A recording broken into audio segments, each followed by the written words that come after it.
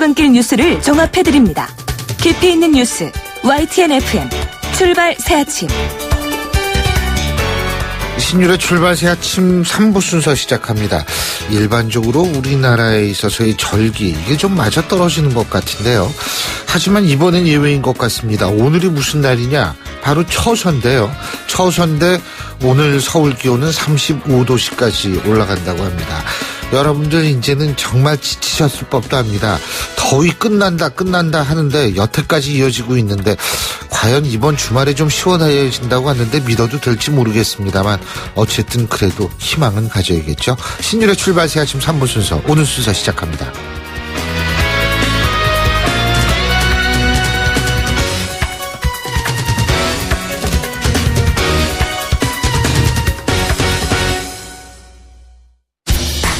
항공권도 매진이야. 실시간 빠른 항공 호텔 예약 시스템 온라인 투어. 가격이 싸니 일정이 별로야. 알뜰하고 품격 있는 여행은 온라인 투어. 에어텔, 교통패스, 각종 입장권. 복잡해. 여행의 예약을 한 번에 온라인 투어. 기억하세요. 여행의 모든 해결 온라인 투어. 온라인투어.co.kr 페이스 노루코 면도기 도루코 페이스 면도기 페이스 안전하고 부드러운 대한민국 면도기 안전하고 부드러운 면도 그 이상을 경험하세요. The Shaving Innovator Dorco Pace. 사장님, 성악가 김동규 씨네 집 바닥재 좋던데 우리 집도 똑같은 걸로 해줘요. 아, 요즘 떠오르는 바닥재 스타 강마루. 스타일 좋고 습기 열 긁힘에 강하니까 오래 사용하려면 그래서 스타 강마루로 하는구나. 성악가 김동규입니다. 강마루 스타는 스타 강마루. 스타 강마루. 온도와 습도를 항상 일정하게 유지시켜주는 항온한 습기 전문기업 AR. 전산센터, 반도체 공장, 미술관, 박물관, 귀중품 보관실을 30년 축적된 기술로 AR이 지켜드립니다. 24시간 확실한 서비스 보장 031-497-0561. 아유, 세 단계 종이 또 걸렸어. 정말 제본 하나 하려다가 미치겠네. 내가 진작 현대오피스로 바꾸라니까 오늘 다 날 셀 거야. 이제 스트레스 받지 마세요. 사무기기 전문기업 현대오피스가 책임지겠습니다. 사무기기의 올바른 기준. 현대오피스. 안녕하세요. 김시안입니다. 시원한 폭포 소리가 들리세요? 있는 그대로의 자연스러움을 간직한 폭포처럼 맑고 깨끗한 칠성 사이다가 우리 곁에 있습니다. 변함없이 맑고 깨끗한 칠성 사이다. 좌우가 같네 좌우가 같아 2588 요즘 회식 많으시죠? 회식 끝나고 내가 호랑나비 춤을 춘다 싶으면 운전대 붙잡지 말고 꼭 대리운전을 부르세요. 2588 소연이가 부탁드린답니다. 좌우로 정렬 2588 안전운전 2588. 송곳 같은 말, 허무한 말, 우리가 주목해야 될 말을 전해드립니다. 왁자지껄, 말. 박원순 서울시장을 만나서 우리 당에 와서 아름다운 경선을 해보자고 제안하겠다. 국민의당 박지원 비대위원장이 한 얘기입니다. 박지원 비대위원장은 지난번에는 목포에서 손학규 전 대표를 만난 적이 있습니다. 그리고 이번에 박원순 시장을 만나겠다는 건데요. 이런 자리에서 항상 나오는 말이 국민의당에 들어오라는 것이었다는 겁니다. 그런데 저는 좀 다르게 생각합니다. 박지원 비대위원장이 이들을 만나서 단순히 입당 권유를 한 것이 아니라 좀 더 큰 정치판의 변화를 암시했을 수도 있다는 생각입니다. 정치판의 변화 없이 이들을 입당시키는 것은 현실적으로 불가능하기 때문인데요. 그래서 드는 생각인데 박지원 위원장의 행보는 정치판의 흔들기 시작이 아닐까 이런 생각이 든다는 겁니다.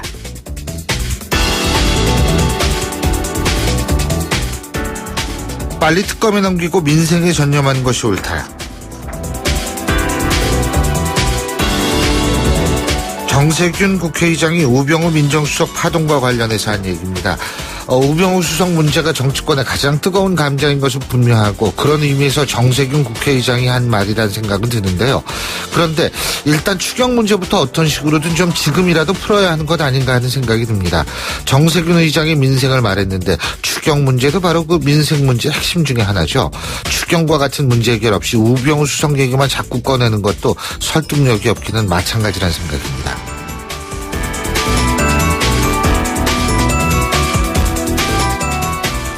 그런 걱정 지방에 틀어박혀서 해봐야 소용이 없다.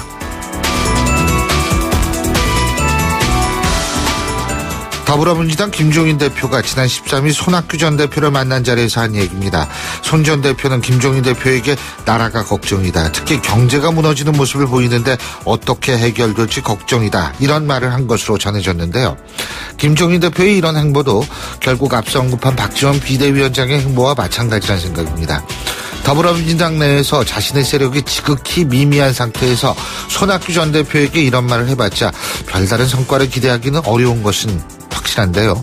그래서 결국 김종인 대표 역시 박지원 비대위원장과 마찬가지로 지금의 정치판을 바꾸려 할지도 모르겠다는 얘기입니다. 그래서 드리는 말씀인데요. 손학규, 김종인, 박지원 이들 세 명이 바로 정치판의 변화의 핵심일 수 있다는 생각이 듭니다. 이들 세 사람이 힘으로 그런데 정치판의 변화 그리고 정계 개편 과연 가능할까요? 흥미진진하게 지켜보겠습니다. 지금까지 왁자지껄 말말말이었습니다.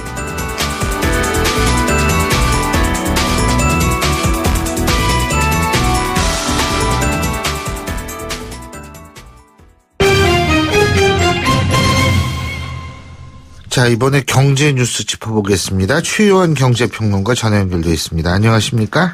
예, 안녕하십니까. 최요한입니다. 예, 정부가 우리은행 민영화를 위해서 5번째 지금 매각 시도에 나섰는데 예. 이번엔 성공할지 이게 모르겠어요. 예, 지금까지 4차례에 걸쳐서 우리은행의 경영권 지금 30%를 한 곳에다 파는 일괄 매각을 시도했지만 마땅한 투자처를 찾지 못해서 번번 매각에 실패했거든요.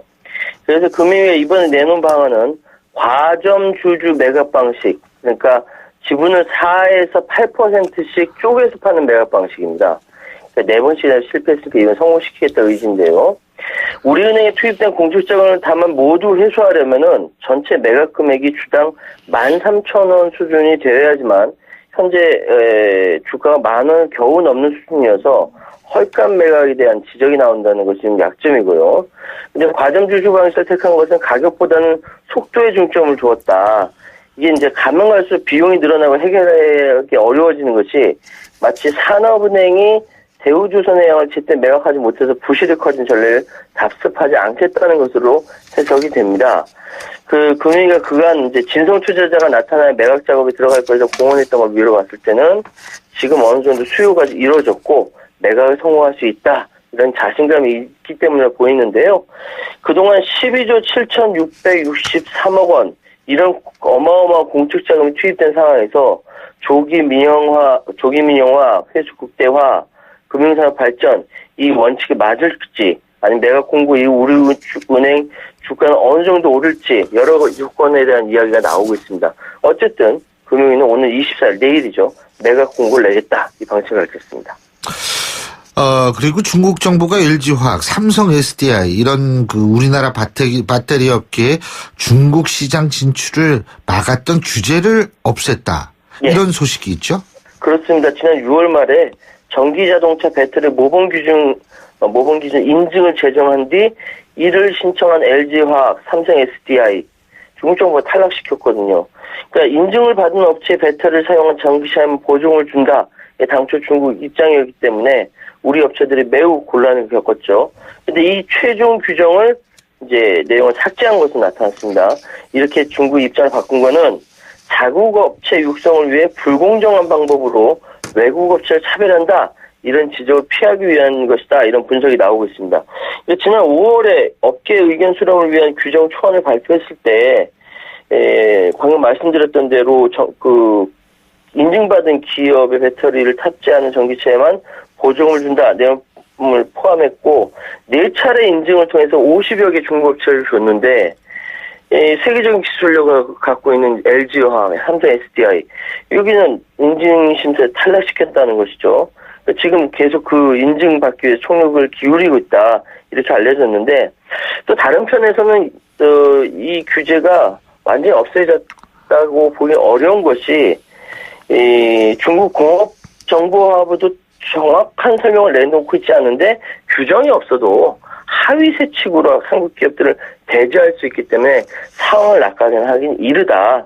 이 결과를 중국 정부의 태도를 5천 모범 기준 인증 결과를 봐야 알 수 있다. 이런 이야기가 계속 나오기 때문에 두 업체가 모범 기준 인증받기 위해서 계속 노력하겠다. 이렇게 이야기를 하고 있네요. 자, 그리고 에너지 소비 효율 1등급 에어컨이나 냉장고, 그리고 40인치 이하 텔레비전, 공기청정기를 구입하면은 이 인센티브 환급을 해준 모양이에요. 근데 이 인센티브 환급 신청이 시행 3주 만에 37만 명이나 됐기 때문에 이 한전이 이거 환급해 주려고 마련한 재원 1,393억 원이 좀 모자랄 것이다. 이런 얘기가 나오는 모양이죠. 환급액은 구입비 10%, 그러니까 품목당 최대 20만 원까지거든요. 그러니까 산업부가 이제 예상한 건 이제 100만 건인데 그거의 3분의 1이 이미 넘어버린 거죠. 산업통상자원부하고 에너지공단에 따르면 지난달 29일에 시작된 1등급 가전제품에 대한 환급 시청이 22일까지 37만 1,000명. 어마어마한 기록입니다. 이게 이제 인터넷 환급 시스템 사이트가 열린 지난 29일 하루에만 4만 명 신청했고요. 뭐 일주일 만에 18만 명, 2주 만에 28만 명, 결국 3주 만에 35만 명을 넘어섰습니다. 하루 평균 15,000명씩 신청한 것인데요. 이제 한전 재원 규모가 있으니까 1,393억 원, 지금 속도대로 계속 이어진다면 환급 혜택을 받지 못할 사례가 발생할 수 있다.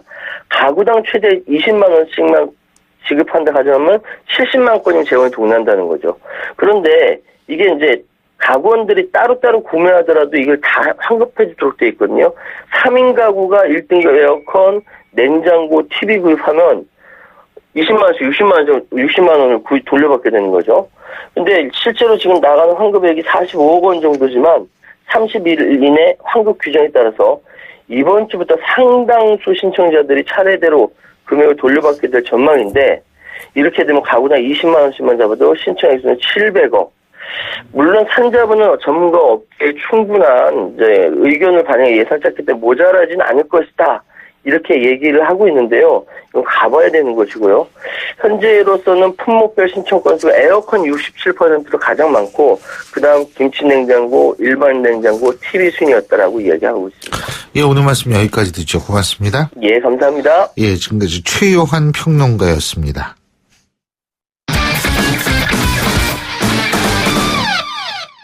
이번엔 스포츠 소식 알아보죠. 최동원 스포츠 평론가 전화 연결합니다. 안녕하십니까? 예, 안녕하세요. 예, 2018 러시아 월드컵 최종 예선전에 나설 대표팀 명단 어제 발표가 됐죠? 예. 예. 이 9월 1일에 2018 러시아 월드컵 최종 예선전의 1차전 중국전이 열리고요. 예. 이 9월 6일에 이 시리아를 상대로 2차전에 나서게 됩니다. 이 두 경기에 나설 21명의 대표팀 명단이 어제 이제 발표가 된 겁니다. 이 올림픽 팀에서 뛰었던 오스트리아 이 찰츠부르크 소속의 황희찬 선수, 그리고 이 와일드 카드로 올림픽에 나갔던 이 손흥민, 석현준 선수가 포함이 됐고요. 이 기성용, 권창훈, 구자철, 지동원, 홍종호 선수가 포함됐는데 이 정도 이름이면은 현 시점에서 가동할 수 있는 이 베스트 멤버다 이런 느낌이 들고요. 예. 이 대표팀이 29일 파주 NFC로 소집됩니다. 최종 예선전인데 그러면 본선에 올라가려면은 이 조에서 어떻게 몇 위 해야 돼요?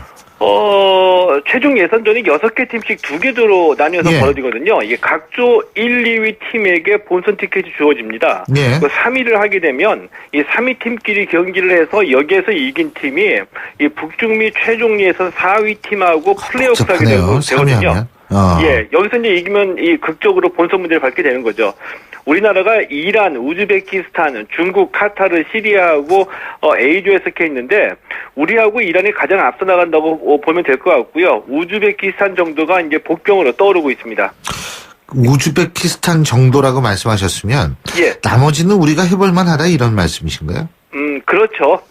그리고 우리가 월드컵에 나가서 16강을 목표로 한다면은 이 나머지 팀들 반드시 이길 정도의 실력은 돼야 되겠죠. 아하. 근데 역시 가장 눈에 띄는 선수 황희찬 선수인데 말이에요. 예. 황희찬 선수가 월드컵 대표팀에는 처음 선발된 거죠? 예, 그렇습니다. 이 황희찬 선수가 이제 20살이거든요. 예. 이 오스트리아 잘츠부르크에서 뛰고 있는데 이 올림픽 팀에서 원톱으로 뛰었던 선수인데 예. 리오 올림픽에서 잘 뛰어서 슈틸리케 감독의 눈을 사로잡았습니다. 이 슈틸리케 감독이 황희찬 선수를 두고서 이 올림픽에서 가장 이 기복 없는 플레이를 보여줬다 이렇게 이제 평가를 했거든요. 예. 이제 그러면서 이 중국의 뒷공간이 열리지 않을 가능성이 높은데 이 황희찬 선수가 이 공간이 나지 않더라도 이 개인기로 골을 넣을 수 있는 선수다 이렇게 이 발탁 배경을 설명했습니다. 그렇군요. 그런데 어쨌든 중국과 9월 1일 날 이제 경기를 벌이는데 이게 홈 경기죠, 그죠? 예. 이 슈틸리케 감독이 9월 1일 중국전에 좀 많이 와달라 신신당부했다고 그러네요. 예? 이 신신당부한 배경이 있습니다. 예. 그러니까 이 중국전이 서울 월드컵 경기장에서 열리거든요. 예. 이 월드컵 경기장 좌석이 6만 6천석입니다. 예. 네, 중국이 우리 축구협회다가 처음에 티켓 5만 장을 요구했습니다. 말이 안 되죠. 아유, 대국은 대국이네. 예. 예. 그래서 이제 최종적으로 축구협회하고 15,000장에 합의를 한 거거든요. 예. 네, 현재까지 중국전 티켓이 3만여 장이 판매가 됐는데 이 중에 절반이 중국 쪽에 판매가 된 것으로 확인이 되고 있고요. 예. 자, 근데 문제가 이 중국 응원단이 이 중국 쪽에 배정된 15,000장 외에도 이 중국 유학생하고 국내 거주 중국인들이 국내에서 판매되는 티켓을 확보하면은 이 9월 1일 홈 경기가 중국 원정 경기인지 홈 경기인지 이게 헛갈릴 수도 있는 겁니다. 예. 네, 그래서 이 슈틸리케 감독이 어제도 중국전에 좀 많이 와달라 이렇게 좀 신신당부를 했습니다. 이거 잘하면은 그저 월드컵 경기장에서 뭐 파시는 분들도 중국어 배워야 될지도 모르겠네요. 예. 자, 미국 프로골프 PGA에서 또 한 명의 새로운 스타가 탄생을 한 모양이에요. 김시우 선수죠. 예. 예. 예. 이 21살 청년입니다. 이 김시우 선수가 PGA 투어 정규리그 마지막 대회인데 윈덤 챔피언십에서 우승을 차지했습니다. 이 마지막 4라운드에서 3언더파 쳤고요. 이 합계 21언더파로 우승 트로피를 안았습니다. 예. 미국 진출 4년 만에 일궈낸 감격의 첫 승인데 우리나라 선수로는 이 PGA에서 우승을 차지한 것이 최경주, 양용은, 배상문, 노승열에 이어서 5번째입니다. 예, 그렇군요. 근데 김시우 선수 아직 나이도 어리고 말이에요. 예. 국내에서 잘 알려지지 않은 선수 같은데 말이에요. 간단히 소개 좀 해주시죠. 이 고등학교 2학년 때였던 2012년에 이 사상 최연소로 이 PGA 투어 퀄리파잉 스쿨에 합격한 선수거든요. 예. 그러니까 이 골프 신동으로 불렸던 선수인데 아하. 2013년에 PGA 투어에 첫 발을 내디뎠는데 8개 대회 출전해서 7차례 컷 탈락, 그러니까 예선에서 탈락했고요. 한 차례는 기권했습니다. 아주 참담한 성적이었었거든요. 2부 투어로 내려갔다가 올해 다시 1부 투어로 올라와서 이 투어 데뷔 4년 만에 우승을 차지하게 된 겁니다. 이 우승 조짐이 조금씩 보였는데 이 소니 오픈에서 4위까지 올랐고요. 이 커리어 빌더 챌린지 대회에서는 9위까지 기록하게 됐습니다. 예. 자, 시애틀에서 뛰고 있는 이대호 선수 마이너리그로 내려갔었는데 마이너리그 2경기 만에 홈런을 쳤네요. 예? 예. 올림픽에 잠시 좀 신경 쓰는 사이에 네. 이 시애틀 이대호 언제 선수가 마이너리그 내려갔나요, 진짜? 예, 마이너리그 내려갔습니다. 이 현재 이 시애틀 산하 트리플 A 팀에서 뛰고 있는데 이 2경기 만에 홈런 신고했습니다. 어제 뉴욕 매츠 산하 마이너리그 트리플 A 팀하고 경기에서 2회에 솔로 홈런 터뜨렸고요. 이 두 번째 타석에서도 안타 뽑아내서 멀티 히트를 기록했습니다. 아, 그렇군요. 예, 오늘 말씀 잘 들었습니다. 고맙습니다. 예, 고맙습니다. 예, 지금까지 최동호 스포츠 평론가였고요. 신율의 출발새 지금 3부 순서 여기까지입니다. 잠시 뒤 4부에서 뵙겠습니다. 안녕하세요. 배우 공연주입니다. 15살의 여러분은 어떤 꿈을 꾸는 아이였나요? 제가 케냐에서 만난 15살 소녀 도린의 꿈은 의사가 되는 것인데요. 학교에 가는 것을 무척 좋아하는 도린이 학교를 빠질 수밖에 없는 이유는 단지 여자로 태어났기 때문입니다. 우리와 너무 다른 그동안 말하지 못한 소녀들의 이야기 궁금하지 않으세요?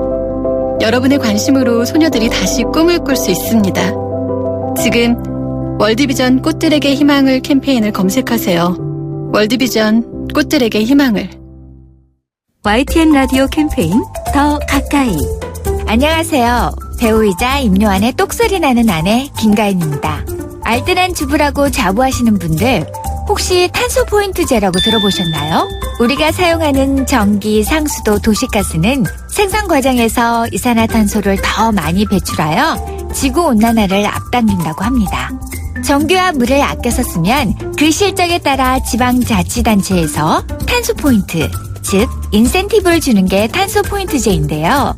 여러 가지 혜택을 돌려받을 수 있다니 지금 바로 신청해보세요.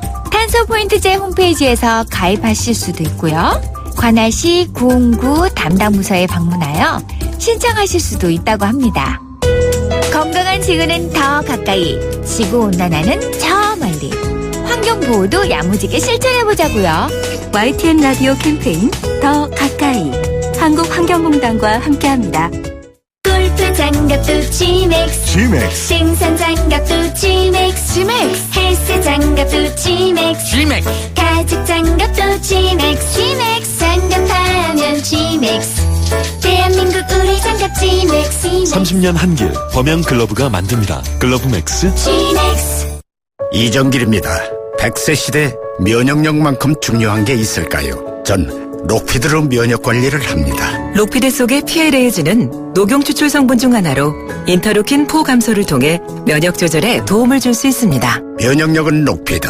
아주 좋은 선택입니다. 건강기능식품 광고입니다.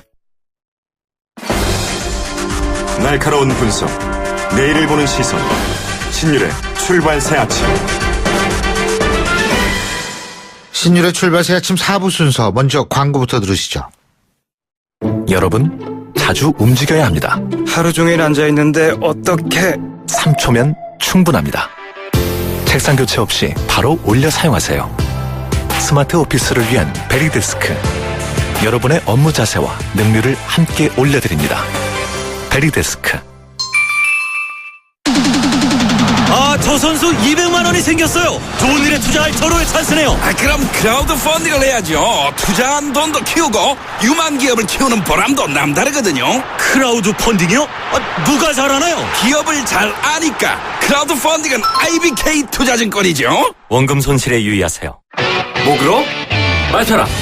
원샷엔 하이트.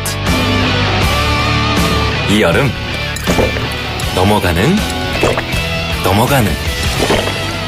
맛이 좋다. 목으로 맞춰라. 원샷엔 하이트. SM6 또 한 번 프리미엄 세단의 기준이 되다. 끝없이 누리는 드라이빙의 즐거움. 연비로부터 당신을 자유롭게. 리터당 17km 독보적 복합 연비. SM6 DCI 디젤. 8월 한 달 시송 신청 시 추첨을 통해 100만 원 상당 신세계 상품권을 드립니다. 평생 사랑하겠습니까? 네! 시작하는 그 마음 그대로 행복할 수 있도록 시작했던 그 마음 그대로 동탄 이신도시 경산 임당 울산 송정에서 짓습니다. 호반에 변치 않는 첫 마음을 만나세요. 지은이 호반건설. 아까 우리 나성숙 캐스터가 평소답지 않게 많이 밀리는 아침이다, 이런 얘기를 했는데요. 자, 지금 8시 31분 59초 지나고 있습니다. 지금은 어떤지 알아볼까요? 나성숙 캐스터? 네, 여전히 많이 밀립니다. 특히나 동부간선도로 오늘 사고 소식이 많은데요. 성수대교 쪽으로 군자교 지난 지점 1차로 또 승용차 부딪히는 사고가 났습니다. 사고 여파 더해집니다. 수락 지하차도에서 성동교까지 정체인데 1시간 가까이 소요되고 있습니다. 내부순환도 성산대교 쪽으로도 오늘 교통량이 많은데요. 기름램프에서 연희램프 구간으로 밀리고요. 성산로도 연희 나들목에서 이대 후문 방향으로 아주 어렵게 이동하고 있습니다. 신율의 출발새 아침 교통정보였습니다. 신율의 출발새 아침 오늘 순서 시작합니다. 오늘 아침 당신이 듣고 싶은 뉴스 94.5MHz YTN 뉴스 FM 신율의 출발새 아침.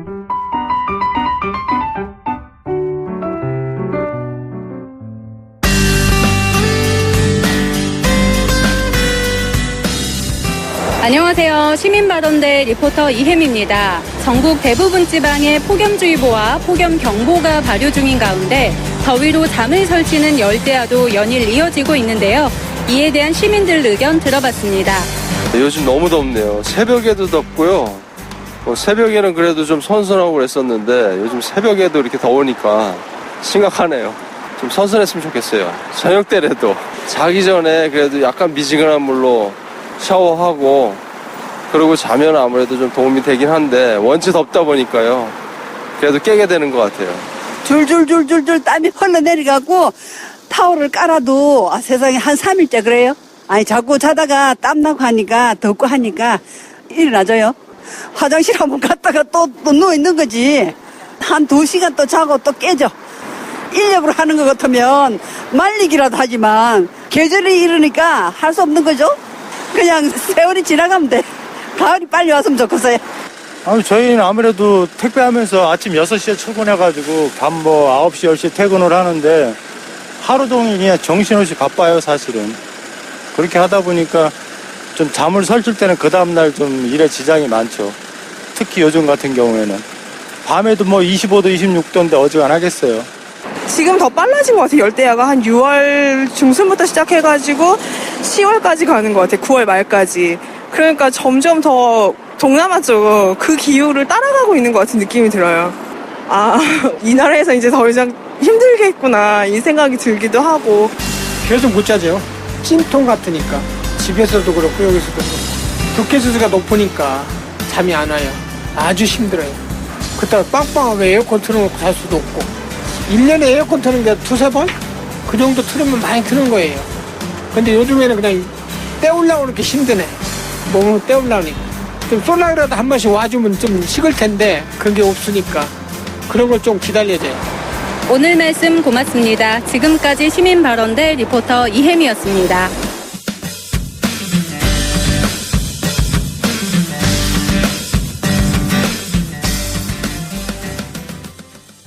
예, 너무 힘들죠. 진짜 힘듭니다. 그리고 저는 이런 생각해봤어요. 여름하고 겨울 온도 차이 여러분 우리나라가 한 몇 도 차이 나신다고 봅니까? 지금 35도, 36도까지 올라가죠. 겨울에 추울 때는 영하 10도 이하로 내려가는 경우도 많습니다. 그렇게 계산해보면 근 40-50도 차이가 난다는 얘기인데요. 정말 이 40-50도처럼 이 계절에 따라서 이렇게 온도 차이가 크기 때문에 결국 우리나라 이 사람들의 성격이 좀 불같은 면이 있지 않나 이런 생각도 드는데요. 요새는 어쨌든 너무 더워서 바람 조금 불면은 감격스러워질 정도죠. 자, 그래서 지금 이 폭염 때문에 사망자도 유난히 많고요. 심신이 지쳐서 건강에 적신호 느끼시는 분들도 많으실 겁니다. 그래서 도대체 이 무더위 어떻게 대처해야 할지 서울대학교 보건대학원 김호 교수 연결해서 자세한 얘기 들어보겠습니다. 교수님 안녕하세요. 네, 안녕하세요. 예. 네. 지금 요번에 이 폭염 때문에 돌아가신 분들 많죠? 예. 올해 그 폭염 관련 사망자가 지금 질병관리본부 감시체계에 의한 사망자가 16분 정도로 지금 보고되고 있습니다. 그러면은 이게 평균보다 많은 거죠?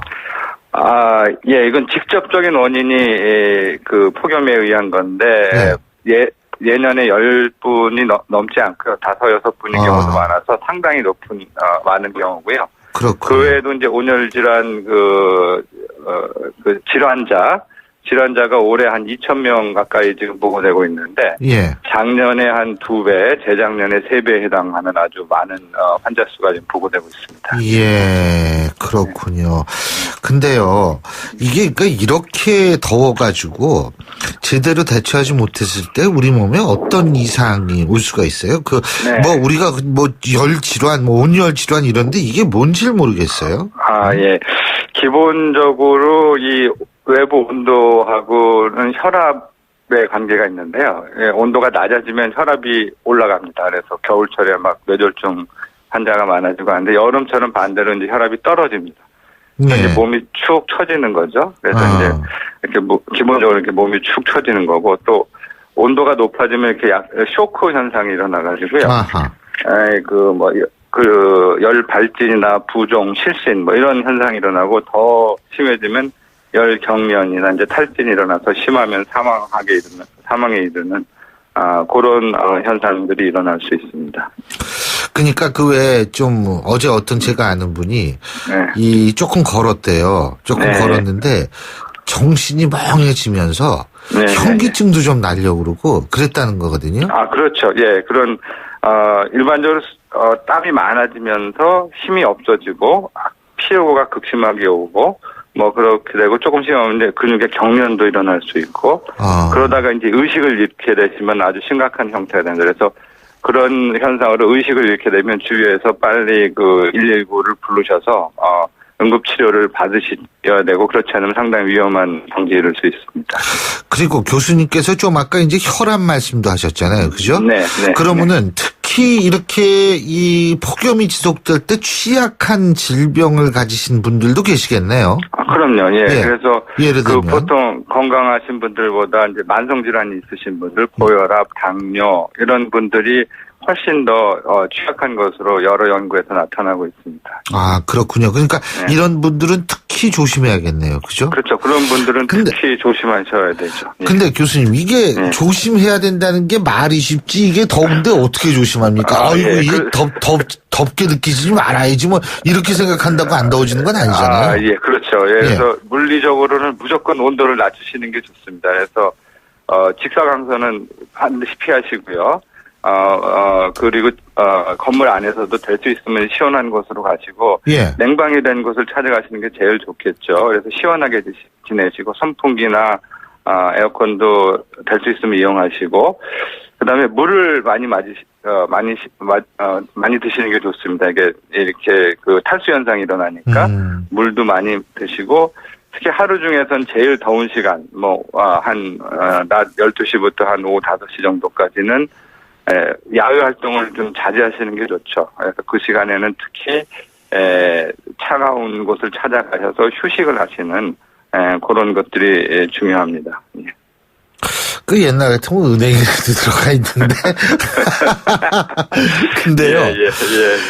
이거 냉방병 또 걸리는 거 아니에요? 그렇게 하다가? 그렇죠. 예. 그래서 그 냉방병 같은 경우는 이제 너무 낮은 온도에 환기가 안 되는 게 문제입니다. 그래서 냉방을 하시더라도, 한 2시간 이 정도, 한두 시간 되면은 환기를 좀 해주시면서, 특히 작은 공간에서 밀폐되어 있는 경우에, 그리고 또 냉방에는 또, 그 안에 이제 세균들이 자라고 이럴 수가 있으니까, 필터 청소도 좀 잘 해주시고, 이런 것들이 필요하죠. 예, 그렇군요. 근데 이게 이번 여름만 끝나고 폭염 끝나는 거 아닐 것 같아요. 이게 요새 있잖아요. 제일 무서운 남양 특집이 뭔지 아세요? 내년엔 더 덥다는 얘기래요. 그게 사실, 그럴 가능성이 매우 높습니다. 사실 진짜 무섭게 말씀하시네요. 아무렇지도 않게 그렇게 무서운 말씀을 하세요. 그래서 이게 사실은 개인이 할 수 있는 것보다 사회적으로 관심을 좀 가져야 되는 게 기후변화 말씀 많이 하시잖아요. 사실은 이제 기후변화는 앞으로 더 진행될 것으로 모든 분들이 얘기하고 계시거든요. 그래서 사실 장기적으로 기후변화를 막을 수 있도록 저희가 생활 태도도 바꾸고 사회가 온실가스 이런 거 많이 들어보셨잖아요. 이런 효과가 지금 나타나는 겁니다. 사실 저희 인류가 수백 년 동안 화석연료를 사용한 효과들이 지금 나타나는 겁니다. 사실. 그러니까 그런 환경 친화적인 생활을 할 수 있도록 특히 도시에서도 열섬 현상이라고 그러잖아요. 우리가 33도, 35도 얘기하는데 시내에서 도시 안에서는 40도, 45도 되는 데도 많습니다. 45도. 그 정도 될 것 같아요. 이렇게 나가면은요, 덥다기보다도 그냥 몸이 뜨뜻해지는 게 아주 기분이 묘해요. 어떻게 할 수가 없죠, 그냥. 몸이 익는 것 같아요. 그래서 사회적으로도 그런 에너지 정책이나, 환경 친화 정책이나 이런 것들을 장기적으로, 좀 세우고 장기적인 대처가 필요합니다. 지금 그렇지 않으면 지금 같은 일이 계속 일어날 것 같은. 대처 어떤 대처가 있을까요? 그러니까 일단 좀 녹지를 확보를 하고. 녹지 확보를 하고. 그러니까 사실 이런 환경 친화적인 대체 에너지 같은 것들이 우리나라가 OECD에서 거의 꼴등입니다. 사실 화석연료를 너무 많이 사용하고요. 그다음에 대중교통 같은 것들을 해서 화석연료 사용을 줄이는 게 무조건 중요하거든요. 그런 정책들을 좀 장기적으로는 생각해야죠. 교수님께서 열섬 현상이라고 말씀하셨는데 이 아스팔트가요. 무지개 그 열을 이렇게 푼나 보더라고요. 그렇죠. 예. 네. 도시에서는 기본적으로 땅을 다 그냥 이렇게 덮어버리기 때문에 그 물이 또 들어가지도 않고 해서 굉장히 환경 친화적이지 않죠. 그래서 그런 연구나 그런 활동을 통해서 조금 더 환경 친화적인 도시 환경을 만들 수 있도록 맞습니다. 건물 옥상에도 녹화도 좀 더 하고 물이 들어갈 수 있도록 하는 기술들도 개발되고 있거든요. 그런 환경 친화적인 정책이 많이 필요한 거죠. 그렇지 않으면 특히 도시에서의 그 고온 현상은 장기적인 대책 없이는 저희가 이제 괴로운 여름을 매해 맞이해야 되는 이런 아주 어려운 상황이 될 수도 있습니다. 예, 잘 알겠습니다. 오늘 말씀 잘 들었습니다. 고맙습니다. 네, 감사합니다. 예, 지금까지 서울대학교 보건대학원 김호 교수였습니다.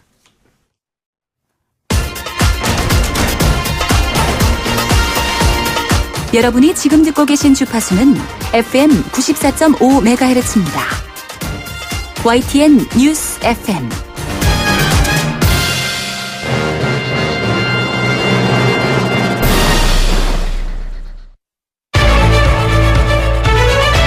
민심은 천심이다. 생생한 여론을 통해 우리 사회를 진단합니다. 이것이 여론이다.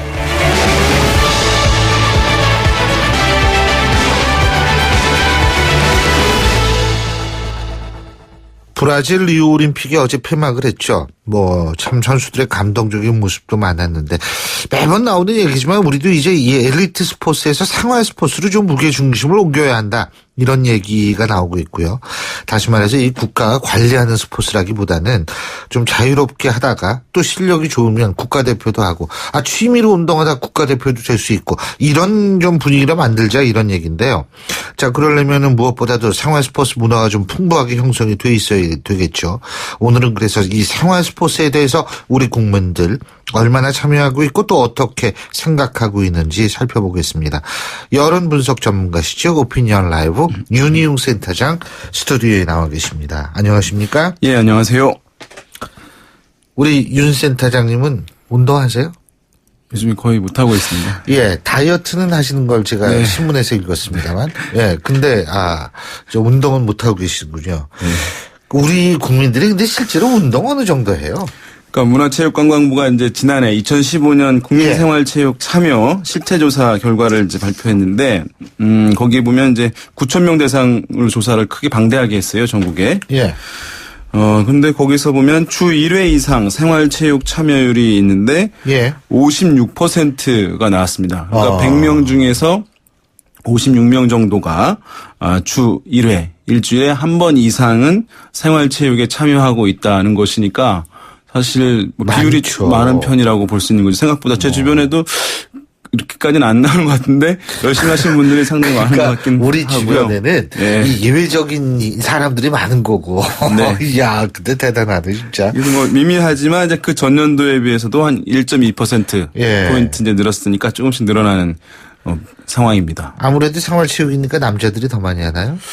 남자들이 더 많긴 하거든요. 그런데 이제 격차가 상당히 줄어들고 있어요. 빠르게. 지금 보면은 남자가 이 참여율이 58.2%였고요. 여성은 53.8%. 그러니까 4.4% 포인트 차이 나는데 이제 미세하게 남자가 더 높긴 한데요. 이 비율이 계속해서 이제 줄어들고 있는 그런 상황이고, 이 증가율도 보면 이제 여성이 이제 크게 좀 늘어나고 있는 그런 상황인데요. 특히 보면은, 여성 같은 경우에, 40대와 70대 이상의 여성에서는 여성들이 남성보다 더 참여율이 높게. 40대와 70대 이상이? 예. 40대와 70대 이상의 여성. 여성이요. 그러니까 중요한 건 여기서 70대 넘으신 분들 중에서 여성이 더 건강하다라고 볼 수 있는 증거겠죠. 맞습니다. 요즘에 또 이제 40대 중년 여성들도 운동할 기회들이 워낙 많아지는 것이니까 가정에서 이런 부분도 이제 영향을 주고 있는 것으로 보입니다. 사실 우리 세대야 옛날에 학생동밖에 더 했어요. 농담이었습니다. 자, 근데 이게 가장 중요한 거는 이 소득과 관련 있느냐 이 부분이거든요. 이거는 전 두 가지 의미가 있다고 보는 게 체육시설의 접근성이라는 그런 측면에서 소득 의미도 있을 수 있고 또 다른 측면에서는 이 소득이 높은 사람 중에서 시간이 없기 때문에 운동을 못하는 경우도 있을 수 있고 뭐 이런 거 아니겠어요? 그런데 보면은 이제 격차가 줄고 있긴 한데. 아, 그래요? 예, 그 저소득층하고 고소득층이 있을 텐데 고소득층에서 이제 생활체육 참여율이 더 높아요. 고소득이 얼마 버는 사람들이에요? 뭐 여기서 이제 해당 조사에서 기준한 것은 뭐 900만 원 넘어가는 사람들인데. 그거는 초고소득층 아닌가요? 고소득층이 아니라. 저소득자 이 여론조사 하신 분이 굉장히 눈이 높으시네. 아주 구분을 이제 크게 한 것이긴 한데요. 어쨌든 이제 이것이 이전에 비해서 이제 격차가 줄긴 하는데 어쨌든 소득에 따라서 방금 이제 말씀드린 대로 고소득층은 62.5%였고요, 참여율이. 근데 저소득자 같은 경우는 48.6%로 50%가 안 되는 것이니까 이 생활체육 참여에 있어서도 이제 소득에 따라서 참여율이 이제 차이가 나고 있는 그런 상황이고 아무래도 이제 뭐 저소득층 같은 경우는 여러 가지 또 이제 생활전선에서 일해야 되는 부분들 때문에 시간이 없는 분들은 이분들이 더 많을. 저는 그게 고소득층이 있잖아요. 900만 원 뭐 이렇게 하지 말고 이 월소득일 거 아니에요, 그죠? 이거를 한 500만 원으로 낮춰버리면 좀 더 줄겠죠. 저는 이게 그 소득에 따른 이런 격차가 거의 줄 거라고 봐요. 더 줄어들 거라는. 근데 어떻게 여기 고소득자를 900만 원으로 잡았는지 그것도 참 궁금하네요. 이 조사에서 그렇습니다. 예. 근데 어쨌든 지금 뭐 그래서 체육들을 이렇게 50% 넘게 많이 하면 국민들 건강이 엄청나게 건강해지는 거예요, 이제? 예? 그러니까 이제 해당 이 문화체육관광부에서 지금 이제 이 생활 스포츠 참여 실태 조사잖아요. 근데 또 한편 같이 한 게 한 4,000명 대상으로 해서 체력과 체격 검사를 한 거예요. 예. 그래서 이제 그 이전 경년마다 하는데 이제 2013년과 비교를 했는데 노인들은 전반적으로 개선되고 있는데 성인들 같은 경우는 좀 저하되는 부분도 발견이 된 거예요. 그러니까 이제 성인과 노인 구분이 뭐냐? 그러면 19세부터 64세까지를 성인이라고 불렀고 또 65세 이상은 노인이라고 불렀는데 체격하고 체력을 이제 측정을 했어요. 근데 전 연령대에서 체격은 다 커졌대요. 모든 연령대에서. 그런데 노인 같은 경우는 이제 그 체력을 봤을 때 전신 지구력, 평형성, 하체 근력, 약간 좀 전문 용어긴 할 텐데 대충 이해가 가실 텐데요. 그런 것들이 전반적으로 개선이 되고 있는데 이것은 뭐 아무래도 운동에 대한 중요성을 나이 드신 분들도 이제 많이 알게 되고 생활체육 참여 비율이 이제 높아졌기 때문이라고 분석을 하고 있는데 반면에 성인 같은 경우는 개선된 부분들도 있습니다만은 이 체력과 관련해서는 심폐지구력, 유연성 이런 부분들은 전반적으로 이전에 비해서 2년 전에 비해서 저하가 되었다고 합니다. 그러니까 이제 연구진에서는 약간 좀 부족하긴 한데 설명이 스마트폰 사용 등으로 이제 신체 활동량이 저하됐고 그래서 이제 운동 부족이 있었기 때문에 뭐 그런 결과가 나왔을 것이다라고 이제 분석을 하는데 이것만 가지고 약간 좀 부족하긴. 스마트폰이 인체에 미치는 영향 무슨 어쨌든 제 생각에는 상상력은 자유니까. 의미 있는 것은 노년층에서 이제 운동에 대한 이제 중요성들 많이 인식하고 그 비율이 높아지면서 노년층의 그 체력이 이전보다 좀 좋아지는 부분들은 그것이 이제 의미 있는 것 같아요. 그렇죠. 건강 수명이라고 얘기를 했을 때 노인이라고 얘기할 수 있는 65세 이상의 분들의 체력이 좋아지는 거는 중요하죠. 근데 그래가지고 어쨌든 생활체육하는데 돈 어느 정도 쓴대요? 뭐 좀 들긴 하잖아요. 제대로 하려면은. 뭐 제대로 하려면 어떤 걸 하느냐에 따라 다르죠. 나는 골프가 생활체육이야. 뭐 이러면 참 그렇습니다만. 근데 체육 활동을 하는데 드는 월 평균 경비 이제 그것을 계산했다면 응답자들 이제 응답을 모아서요. 평균 이제 5만 434원을 쓰는 것으로 나타났습니다. 그러니까 5만 원 정도 평균 월 평균 이제 경비가 되는 것으로 하고 제일 많은 응답은 어쨌든 무료로 한다는 게 제일 많긴 했어요. 29.5%였으니까. 두 번째로 이제 보면 돈이 든다는 사람들은 뭐 3에서 6만 원 미만이 이제 25%, 또 3만 원 미만도 15.7, 10에서 15만 원 정도 쓴다라고 하는 것도 12% 나왔으니까 고르게 나왔는데 어쨌든 평균을 모아서 이제 계산해 봤더니 5만 원 정도 나왔다고 할 수 있겠고요. 대개 이제 보면은 도시에서 살수록 도시 규모가 또 클수록 또 이제 40대 뭐 남자 이런 데 소득이 높을수록 이제 비용이 좀 더 높아지는 특성을 당연히 보이겠고 40대 남자가 아마 돈을 좀 더 많이 쓰는 것은 말씀하신 대로 골프 때문일 가능성이 좀 높아 보여요. 저도 골프를 쳐본 적이 없어가지고 이게 돈이 얼마 드는지 모르는데 아무래도 돈이 좀 들겠죠. 네. 예. 그리고 이제 이 항목하고 별개로 운동용품을 이제 구입하는데 비용이 얼마 드는지 그것을 1년 평균이 얼마인지 1년에 얼마 드는지 물었거든요. 예. 그 1년 평균 한 25만 8,878원이 나왔어요. 이제 평균값을 냈더니만 한 26만 원 정도 운동용품을 여기는 이제 뭐 의류도 있고 뭐 공도 있고 뭐 라켓도 있고 이제 이런 것들이 있는데 뭐 제일 많았던 거는 이제 30만 원 이상 지출은 35.5%였는데요. 평균이 30만 원 이상을 쓴다는 사람들이. 그런데 여기서도 특이한 것이 40대 예, 그 중에서도 남성 는 30만 원 이상을 쓴다. 이건 이제 많이 쓴다는 것인데 무려 49.5%. 아까 제 평균은 35.5%를 했잖아요. 거의 이제 40대 남성의 절반가량은 30만 원 이상 용품을 사는데 쓴다 1년에 라고 하니까 요것도 아마 40대 남성이 이제 돈을 많이 쓰는 스포츠라는 것이 이제 골프일 가능성이 좀 영향을 받을 수 있습니다. 우리나라 근데 솔직한 얘기로 제 주위에 골프 치는 사람 많지 않아요. 제 주위에는. 그러니까 뭐 예를 들면 우리 학교 우리과 교수라든지 뭐 이런 사람들 이렇게 보면 골프 치는 사람 많지 않아요. 물론 이제 열심히 치는 사람들이 간혹 예외적으로 있지만 제 주위에는 없습니다. 제가 안 쳐서 제 주위에 그런 사람만 아는지는 모르겠습니다만. 저도 안 치긴 하는데 제 주변에는 젊은 친구들이 많이 치는 분들이 뭐 그런 분들도 있죠. 김영란법이 이제 어떻게 영향을 줄지 모르겠습니다. 또 그것도 있네요. 예, 그 김영란법이 국민 이 체력에 어떤 영향을 미치는지 다음번에 한번 알아보도록 하겠습니다. 예, 오늘 말씀 여기까지 듣죠. 고맙습니다. 네, 감사합니다. 예, 지금까지 오피니언 라이브의 윤희훈 센터장이었고요. 자, 화요일에 보내드린 신율의 출발 새 아침 오늘 순서는 여기서 모두 줄이겠습니다. 여러분 오늘 하루 좀 덥겠지만 그래도 희망찬 힘찬 하루 되시기 바라겠고요. 자, 저는 내일 아침 7시 15분에 다시 오겠습니다. 신율이었습니다. 고맙습니다.